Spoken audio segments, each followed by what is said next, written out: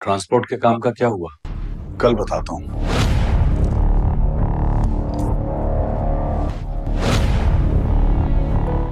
तुमने कमाल कर दिया। धंधे का क्या करना है,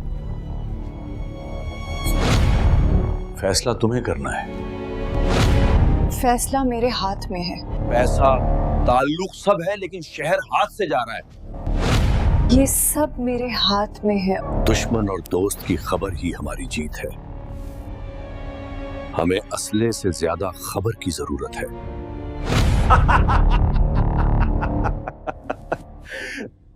खबर तो तुम्हारी सब मेरे पास है।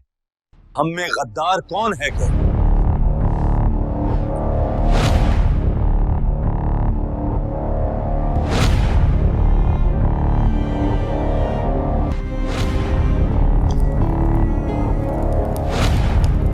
कोई तो है जो इन दीवारों से हमें सुन रहा है।